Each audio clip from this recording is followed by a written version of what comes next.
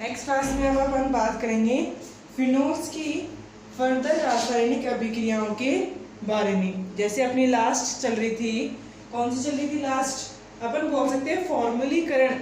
अपनी लास्ट अभिक्रिया चल रही थी जिसमें अपन राइमर टिमान अभिक्रिया के द्वारा फॉर्मलीकरण देखा था। अब वही फॉर्मलीकरण अपने को दो प्रकार की और रासायनिक अभिक्रियाओं द्वारा देखना है। जैसे कौन सा टॉपिक अपना चलेगा, फॉर्मलीकरण यहाँ पे चलेगा। फॉर्मलीकरण चलेगा जिसमें अपन ने फर्स्ट राइमर टिमान के द्वारा देखा था, जिसमें क्लोरोफॉर्म की अभिक्रिया, फिनोल के साथ क्लोरोफॉर्म की अभिक्रिया करवाई गई थी क्षार की उपस्थिति में, जिससे अपने को बेंजीन या फिर बोल सकते हैं फिनोल के बेंजीन समूह पे CHO जुड़ा था, मीन्स फॉर्मिल समूह, फॉर्म एल्डिहाइड समूह यहाँ पे जुड़ा था, इसलिए इसको बोला गया फॉर्मलीकरण। जो सबसे पहले अपन ने देखा था राइमर टिमान अभिक्रिया के द्वारा। अब नेक्स्ट अपन देखेंगे नेक्स्ट प्रकार की अभिक्रिया गाटरमान अभिक्रिया द्वारा। गाटरमान अभिक्रिया में अपन बोल सकते हैं फिनोल की अभिक्रिया HCl और HCl की उपस्थिति में करवाई जाती है। क्या बोल सकते हैं, बी टाइप अपन देखेंगे गाटरमान अभिक्रिया। गाटरमान अभिक्रिया में अपन देख सकते हैं फिनोल की अभिक्रिया HCl और HCl की उपस्थिति में करवाई जाती है। जैसे अभिक्रिया होगी बीच में एक उत्पाद मिलेगा, क्या बोल सकते हैं इंटरमीडिएट या फिर मध्यवर्ती एक उत्पाद मिलेगा, उसकी फर्दर हाइड्रोलाइसिस या फिर जलीय अपघटन H2O के साथ अभिक्रिया करवाने पे अपने को फिनोल पे CHO समूह मिलेगा, मीन्स फॉर्मिल समूह अपने को मिलेगा। और गाटरमान अभिक्रिया द्वारा अपन फिनोल का फॉर्मलीकरण करवा सकते हैं। तो इस अभिक्रिया को देख के अपन बोल सकते हैं कि गाटरमान अभिक्रिया द्वारा भी फॉर्मलीकरण करवाया जा सकता है। तो नेक्स्ट यहाँ पे अपन देखेंगे कैसे कर सकते हैं फिनोल की अभिक्रिया HCl और HCl के साथ। सबसे पहले अपन देखेंगे, सबसे पहले वो उत्पाद जो अपन ने दो एक्स्ट्रा अभिकारक लिए ना, HCl और HCl, दो एक्स्ट्रा जो उत्पाद अभिकारक अपन लेके चल रहे हैं, उनकी पहले आपस में अभिक्रिया कर एक उत्पाद बनाना है जो उत्पाद फिनोल के साथ अभिक्रिया करेगा। जैसे यहाँ पे अभिक्रिया होगी, यहाँ से कौन सा ग्रुप निकाल सकते हैं, यहाँ पे कौन सा समूह निकाल सकते हैं, यहाँ पे अपन बोल सकते हैं एक बंध टूटेगा। क्या टूटेगा, यहाँ से बंध टूटेगा और बंध के इलेक्ट्रॉन किसकी साइड जाएंगे, नाइट्रोजन की साइड। जैसे कार्बन नाइट्रोजन में बंध टूटेगा, कार्बन और नाइट्रोजन में विद्युत ऋणता नाइट्रोजन के अधिक होने के कारण बंध के इलेक्ट्रॉन किसकी तरफ जाएंगे, नाइट्रोजन की तरफ। तो नाइट्रोजन पे माइनस का आवेश, कार्बन पे प्लस का आवेश। लेकिन जैसे HCl का बंध टूटता है, हाइड्रोजन पे प्लस का आवेश और क्लोरीन पे माइनस का आवेश यहाँ पे आएगा। तो जैसे ही फर्दर अभिक्रिया होगी, दोनों अभिकारक में क्या बना है, यहाँ पे आयनन का निर्माण हुआ है। ये आयनन आपस में अभिक्रिया कर नेक्स्ट उत्पाद बनाएंगे। तो पे क्या बनेगा, H से कार्बन जिसपे पॉजिटिव चार्ज है, फिर बोल सकते हैं प्लस का आवेश था, उस पर किसका अटैक होगा, Cl जुड़ेगा। और जैसे नाइट्रोजन पे माइनस का आवेश था, हाइड्रोजन का प्लस उस पर जुड़ेगा। फिर बोल सकते हैं एक उत्पाद निर्माण होता है HCl और HCl को मिला के। जैसे फिनोल की अभिक्रिया HCl और HCl के साथ करवाई जाती है तो किसका निर्माण होता है, वहाँ पे फिनोल पे CHO समूह या फिर बोल सकते हैं हाइड्रोक्सी बेंज एल्डिहाइड का निर्माण होता है। सबसे पहले अपन करेंगे फिनोल के अलावा जो दो अभिकारक अपन लेके चल रहे हैं, उनकी आपस में अभिक्रिया कर एक हाई एनर्जी का उत्पाद अपन बनाएंगे जिसकी क्रियाशीलता अधिक होगी। पहले पद में निर्मित उत्पाद किसके साथ अभिक्रिया करेगा, फिनोल के साथ अभिक्रिया करेगा। तो यहाँ से पैरा से क्या करेगा, पैरा के हाइड्रोजन से अभिक्रिया करेगा। यहाँ से फिनोल का पैरा हाइड्रोजन और फर्स्ट उत्पाद का क्लोरीन HCl के रूप में निकल जाएगा। किसके रूप में निकल जाएगा, HCl के रूप में निकल जाएगा। जो भी उत्पाद बनेगा यहाँ पे मध्यवर्ती उत्पाद बोल सकते हैं CH डबल बॉन्ड या फिर CH द्विबंध NH और साथ में आ जाएगा यहाँ पे OH समूह। तो ये मध्यवर्ती उत्पाद बना है। बोले कि जैसे ही मध्यवर्ती उत्पाद का जलीय अपघटन करवाया जाएगा, H2O के साथ अभिक्रिया होगी, तो यहाँ से NH3 का अणु निकलेगा। क्या बोल सकते हैं? NH3 का अणु निकलेगा। इधर से कार्बन और नाइट्रोजन के दोनों बंध टूटेंगे। जैसे ही दोनों बंध टूटेंगे, कार्बन के साथ जल का जाएगा ऑक्सीजन और नाइट्रोजन के साथ जाएगा जल का हाइड्रोजन। तो यहाँ पे क्या बन जाएगा? OH, ये CH था, इस डबल बॉन्ड की जगह क्या आ जाएगा? NH की जगह ऑक्सीजन आ जाएगा और जल के दो हाइड्रोजन किसके साथ जाएंगे? NH के साथ, ताकि टोटल किसमें परिवर्तित हो जाए? वो NH3 के अंदर परिवर्तित हो जाए। तो ये है गाटरमान अभिक्रिया। गाटरमान अभिक्रिया 3 पद अभिक्रिया बोल सकते हैं। सबसे पहले क्या होगा? एक हाई क्रियाशील या फिर ज्यादा क्रियाशील उत्पाद बनेगा जो फिनोल के साथ अभिक्रिया कर मध्यवर्ती उत्पाद बनाएगा। और थर्ड स्टेप में, थर्ड पद में, मध्यवर्ती उत्पाद जल के साथ अभिक्रिया कर जल अपघटन कर किसका निर्माण करेगा? हाइड्रोक्सी, या फिर क्या बोल सकते हैं? कौन सी पोजीशन पे?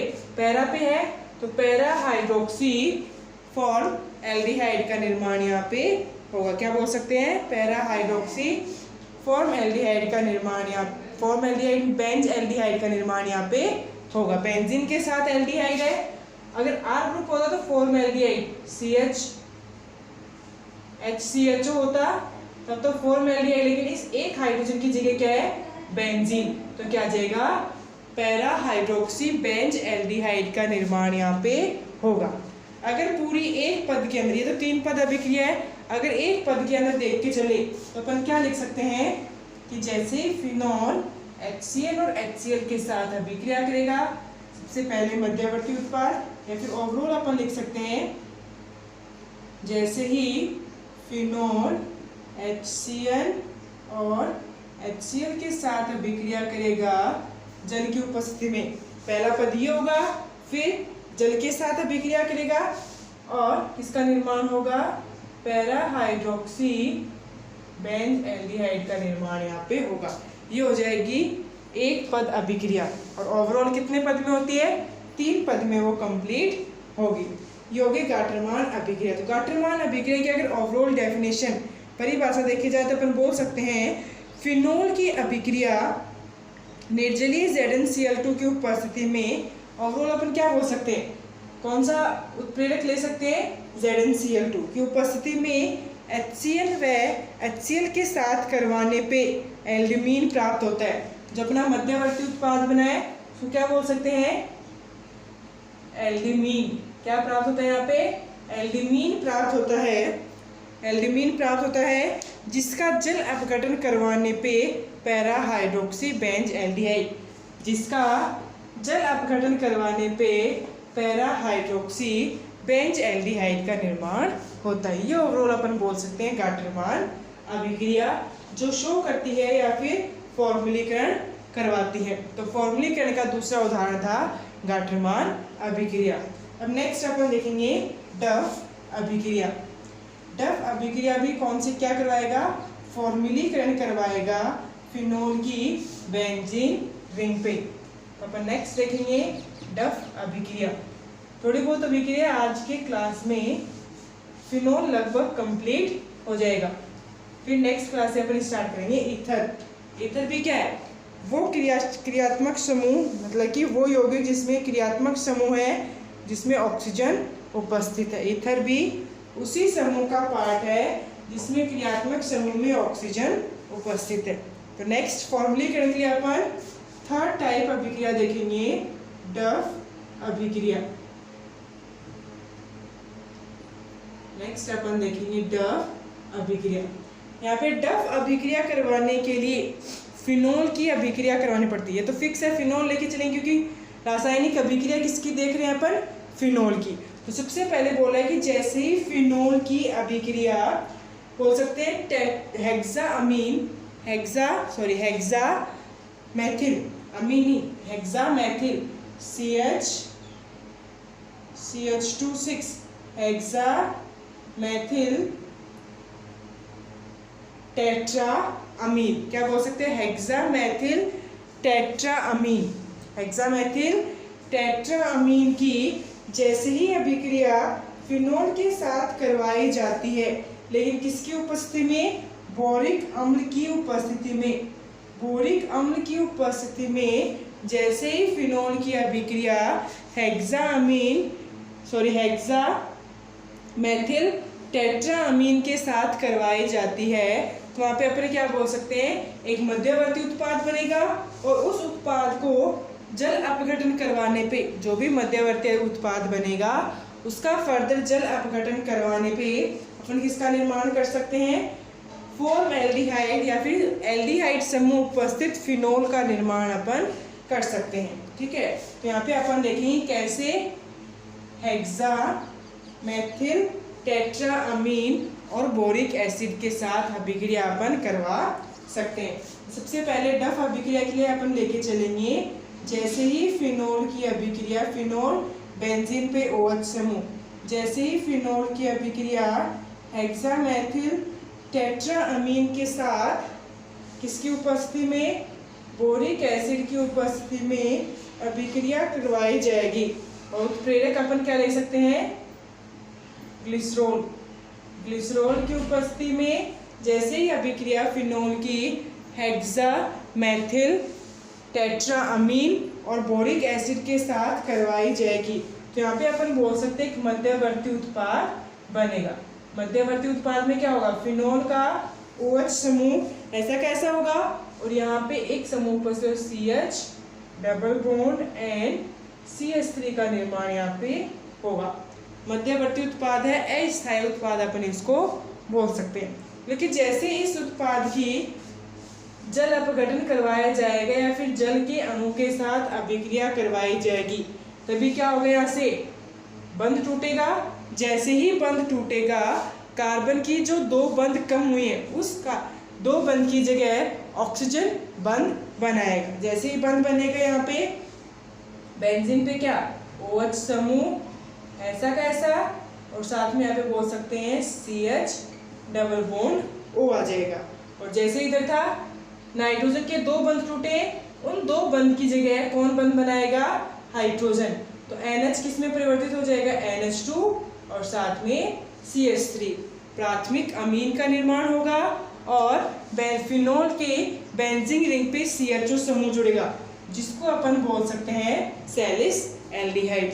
कौन सा समूह बोल सकते हैं? अगर ऑर्थो पे CHO समूह उपस्थित है तो उसको सैलिस एल्डिहाइड बोला जाता है, और अगर पैरा पे उपस्थित है तो पैरा हाइड्रोक्सी बेंज एल्डिहाइड उसको बोला जाएगा। लेकिन अगर कहाँ उपस्थित है? ऑर्थो पे उपस्थित है, दोनों एक दूसरे के, उसको बोला जाता है सैलिस एल्डिहाइड। तो डफ अभिक्रिया द्वारा फॉर्मलीकरण दर्शाया गया है, जिसमें अपने को सैलिस एल्डिहाइड का निर्माण अपन देख सकते हैं। ठीक है, ये हो गई फॉर्मलीकरण अभिक्रिया, तीसरे प्रकार की रासायनिक अभिक्रिया। नेक्स्ट अपने को देखना है कार्बोक्सिलीकरण। कार्बोक्सिलीकरण मीन्स वहाँ पे अपने को COOH समूह को जोड़ना है। जैसे फॉर्मलीकरण में एल्डिहाइड समूह जोड़ा था, CHO समूह, फॉर्मएल्डिहाइड समूह बेंजीन पे, जो किसमें परिवर्तित हो गया? Benz aldehyde. ऐसे ही यहाँ पे कार्बोक्सिलीकरण में COOH समूह अपने को जोड़ के चलना है। उसके लिए भी अपन अलग अलग प्रकार की रासायनिक अभिक्रिया देखेंगे। जैसे अपन 4th प्रकार में देखेंगे, 4th प्रकार की कार्बोक्सिलीकरण।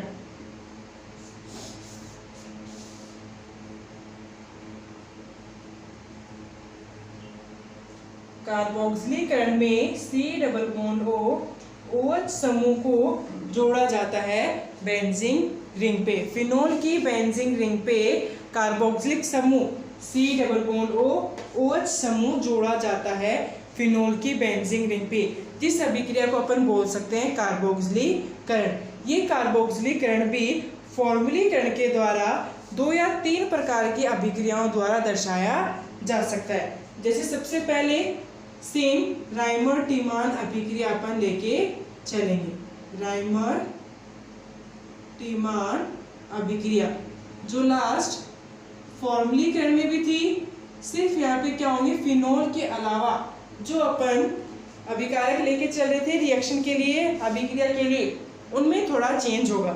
जैसे अगर अपन लास्ट वाली फॉर्मुलीकरण की बात करें तो फॉर्मुलीकरण में जो राइमर टिमान थी उसमें तो क्या था, CHCl3 क्लोरोफॉर्म था और 3KOH के अणु थे, क्षार था। क्या वापस से क्लोरोफॉर्म और 3KOH क्षार की अभिक्रिया थी फिनोल के साथ, तब वहाँ पे क्या बना था, फॉर्मुलीकरण अभिक्रिया हुई थी। लेकिन अगर अपने को कार्बोक्सिलीकरण करवाना है राइमर टिमान अभिक्रिया के द्वारा, कौन सी अभिक्रिया करवानी है, अगर अपने को कार्बोक्सिलीकरण करवाना है राइमर टिमान अभिक्रिया के द्वारा, तो अपन क्या लेके चलेंगे, फिनोल के साथ क्लोरोफॉर्म के बजाय कार्बन टेट्राक्लोराइड CCl4 अपन लेके चलेंगे, और 3KOH की बजाय अपन क्या लेके चलेंगे, 4KOH यहाँ पे लेके चलेंगे।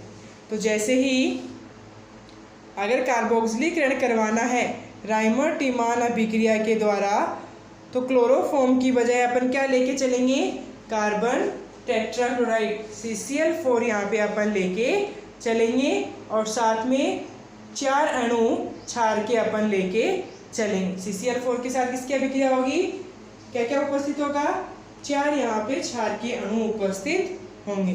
तो अब अपन अभिक्रिया देखेंगे कैसे ये अभिक्रिया हो सकती है।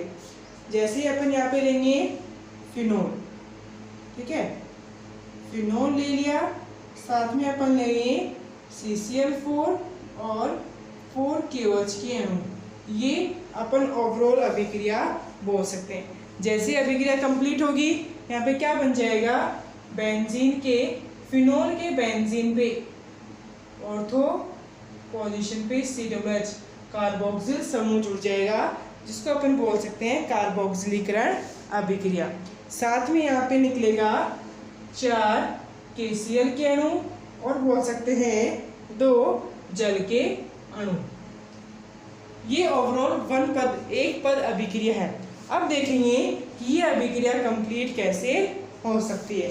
सेम यहाँ पे क्या होगा, CCl4 4 KOH के साथ अभिक्रिया करेगा, 4 KOH के साथ क्या होगा, 4 KCl कार्बन टेट्राक्लोराइड का क्लोरीन और क्षार का पोटेशियम, दोनों आपस में अभिक्रिया कर 4 KCl के अणु निकाल देंगे। जैसे अभिक्रिया होगी, कार्बन पे क्या आ गए, 4 हाइड्रोक्सी समूह COH 4 हाइड्रोक्सी समूह यहाँ पे आ जाएंगे, जिसमें से क्या होगा, 2 जल के अणु निकलेंगे। अब देखेंगे 2 जल के अणु निकलेंगे कैसे। जैसे यहाँ से एक बार तो क्या होगा, यहाँ से क्या हो जाएगा, एक जल का अणु निकलेगा और यहाँ के क्या बनेगा, OH और डबल बॉन्ड कार्बन ऑक्सीजन, ऐसे बनेगा।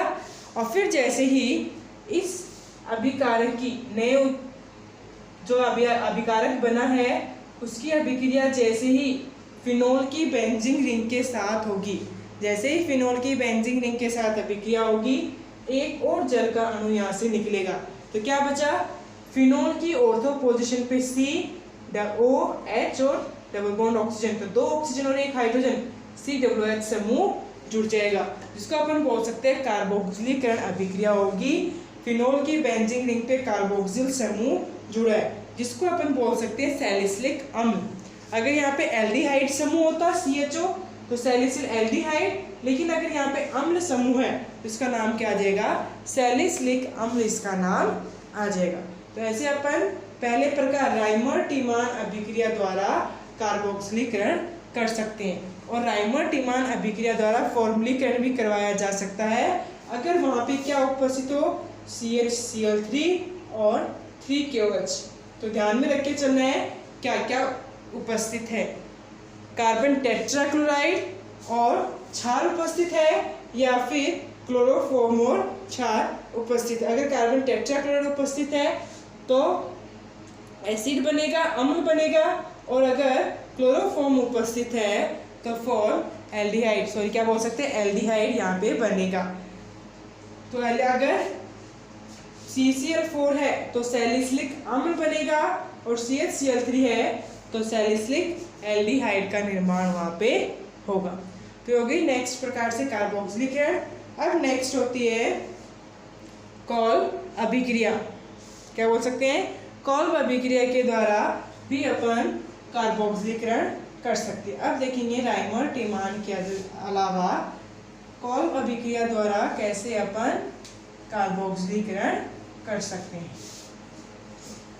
तो कार्बोक्सिलीकरण करवाना है अपने को कॉल्ब अभिक्रिया द्वारा। तो यहाँ पे अपन क्या लेके चलेंगे, फिनोल। सबसे पहले कॉल्ब अभिक्रिया के अंदर क्या लेके चलेंगे,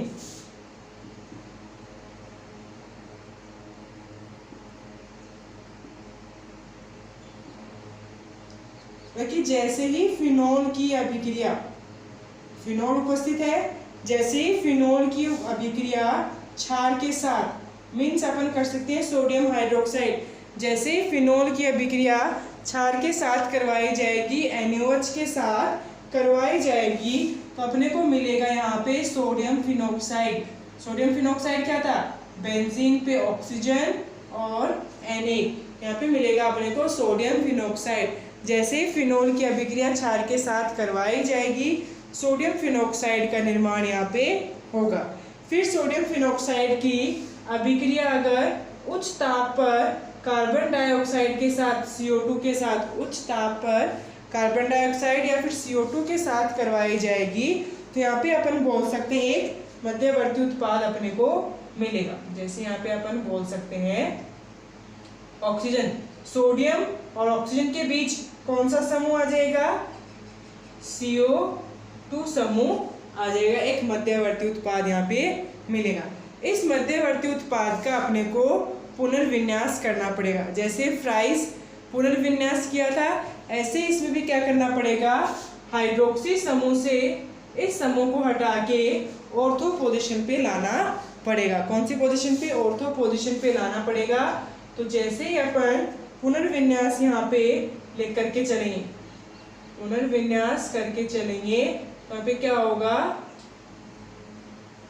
OH समूह आ जाएगा, ऑर्थो का हाइड्रोजन ट्रांसफर हो जाएगा, यहाँ पे CO2 Na जुड़ेगा। क्या जुड़ जाएगा, CO2 Na। जो हाइड्रोक्सी समूह पे था वो कौन सी पोजीशन पे आ जाएगा, पैरा पोजीशन पे आ जाएगा। बोले कि जैसे ही पुनर्विन्यास उत्पाद जो बना है, जिसको अपन बोल सकते हैं सोडियम सैलिसिलेट, जो बोल रहा है कि जैसे ही फिनोल की अभिक्रिया क्षार के साथ सोडियम हाइड्रोक्साइड के साथ होगी, सोडियम फिनोक्साइड बनेगा। सोडियम फिनोक्साइड की उच्च ताप पे कार्बन डाइऑक्साइड CO के साथ अभिक्रिया कर पुनर्विन्यास कर एक उत्पाद बनेगा, जिस उत्पाद को अपन बोल सकते हैं सोडियम सैलिसिलेट। जो यहाँ पे बना है वो है सोडियम सैलिसिलेट।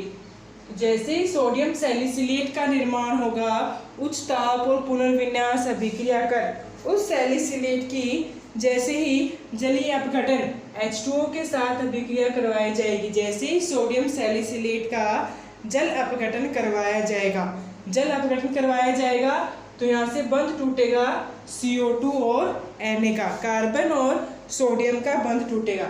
जैसे ही बंध टूटेगा, यहाँ पे क्या जुड़ जाएगा, सोडियम की जगह जल का हाइड्रोजन जुड़ेगा, तो COH यहाँ पे जुड़ जाएगा। और साथ में अपन बोल सकते हैं रिलीज होगा NaOH। साथ में क्या बोल सकते हैं, NaOH, क्योंकि यहाँ पे क्या है, जल H+ और OH- में टूटेगा। तो H+ तो किसके साथ जाएगा, जैसे अपन सोडियम सैलिसिलेट की बात करेंगे तो फिर क्या होगा, COO समूह ऐसे उपस्थित है, COON उपस्थित है, वो ऐसे उपस्थित। जैसे ही बंध टूटेगा, इलेक्ट्रॉन किसके पास, COON के ऑक्सीजन के पास, कार्बन के ऑक्सीजन के पास इलेक्ट्रॉन, और यहाँ से क्या रिलीज होगा, ऑक्सीजन पे माइनस का आवेश और सोडियम पे प्लस का आवेश। तो जैसे ही इस सोडियम सैलिसिलेट, सेम ही है दोनों, ये वाला और ये वाला दोनों ही कौन से हैं, सोडियम सैलिसिलेट।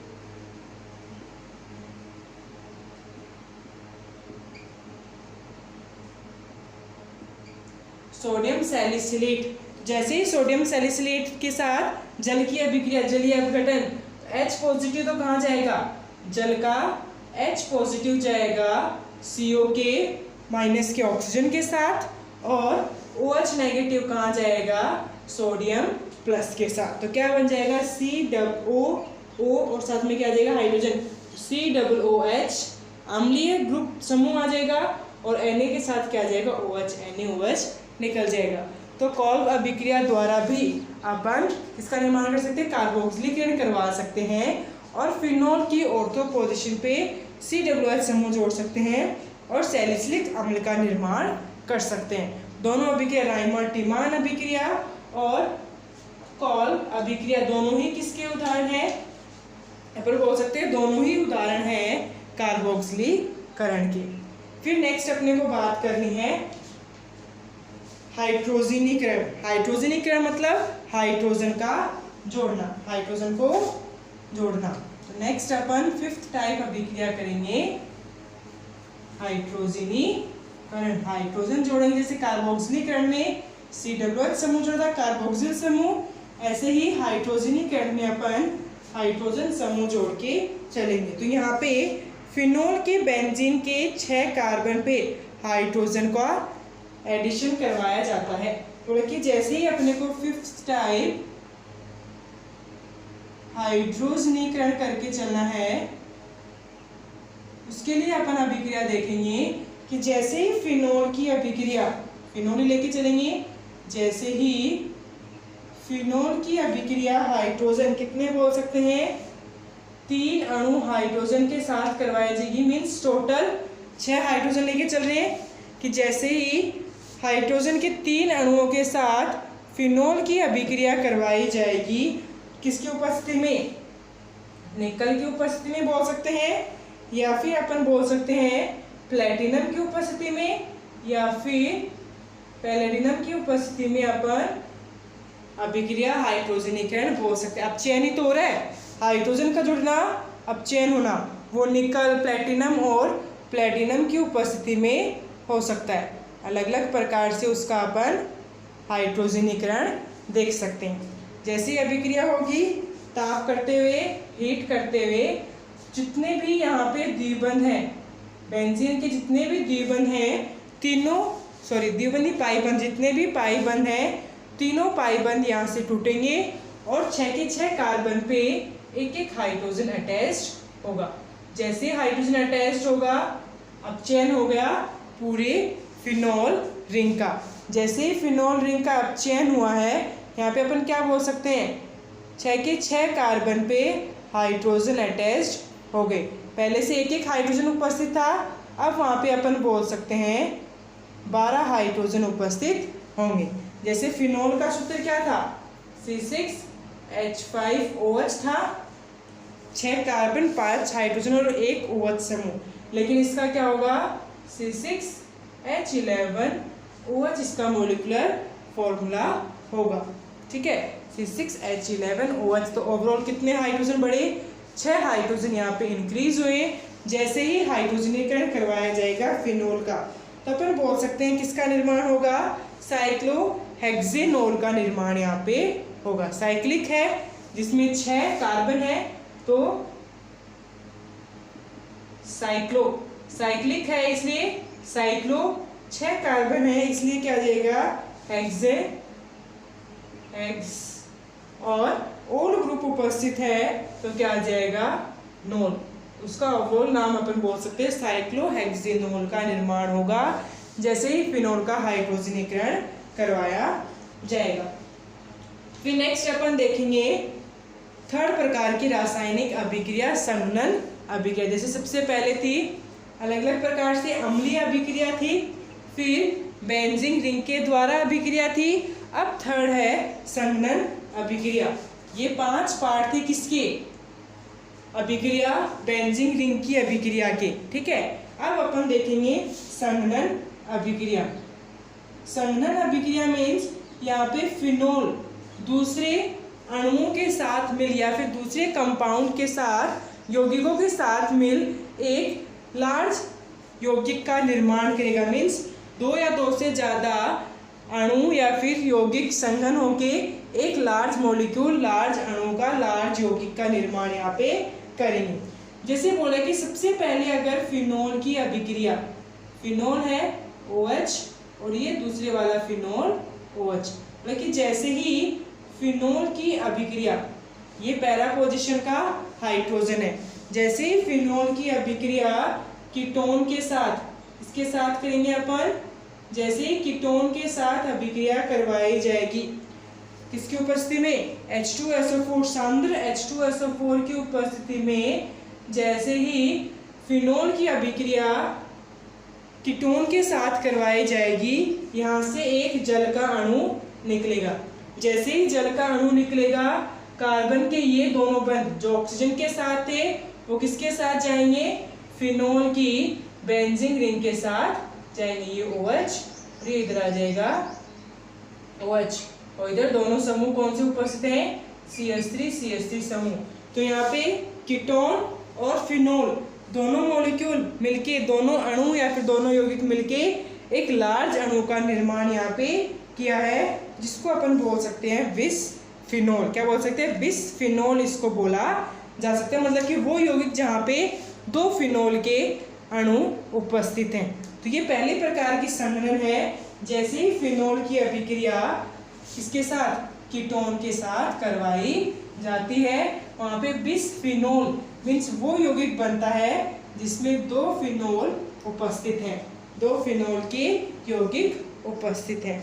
फिर नेक्स्ट अपन करेंगे कि अगर फिनोल की अभिक्रिया थैलिक हाइड्राइड के साथ, क्या बोल सकते हैं, थैलिक अनहाइड्राइड के साथ अगर अभिक्रिया करवाई जाती है, थैलिक अनहाइड्राइड के साथ अभिक्रिया अपन करेंगे, तब भी कौन सी अभिक्रिया होगी, संघनन अभिक्रिया वहां पे देखी जाएगी। थैलिक एनहाइड्राइड क्या बोल सकते हैं, यहाँ पे अपन बोल सकते हैं थैलिक एनहाइड्राइड बेंजीन, और बेंजीन पे 2 कार्बोक्सिल समूह C डबल बॉन्ड O, एक ऑक्सीजन के साथ। तो जैसे ही थैलिक एनहाइड्राइड अपन लेके चलेंगे, थैलिक एनहाइड्राइड की अभिक्रिया अपन फिनोल के साथ करके चलेंगे। फिनोल के साथ में अपन क्या बोल सकते हैं, यहाँ पे फिनोल होगा, 2 अणु यहाँ पे फिनोल के लेके चलेंगे, पैरा पोजीशन से हाइड्रोजन यहाँ पे निकलेगा और जल के अणु के रूप में यहाँ से हाइड्रोजन और ऑक्सीजन निकलेगा। जैसे ही जल के अणु में निकलेगा, यहाँ से H2O का अणु निकल जाएगा और एक नए उत्पाद का निर्माण होगा, जहाँ पे थैलिक अनहाइड्राइड के ऊपर कार्बोक्सिल के कार्बन के बजाय 2 फिनोल समूह वहाँ पे उपस्थित होंगे। क्योंकि यहाँ पे क्या था, पहले कार्बोक्सिल था, कार्बोक्सिल का ऑक्सीजन, और उस कार्बोक्सिल के ऑक्सीजन की जगह क्या प्रेजेंट है, क्या उपस्थित है, यहाँ पे 2 फिनोल समूह यहाँ पे उपस्थित है, जिसको अपन बोल सकते हैं फिनोक्सिलीन का निर्माण होता है जैसे ही फिनोल की संघनन अभिक्रिया करवाई जाती है थैलिक एनहाइड्राइड के साथ। अब थर्ड प्रकार अपन देख सकते हैं कि जैसे ही फिनोल की अभिक्रिया इसके साथ करेंगे, फिनोल की अभिक्रिया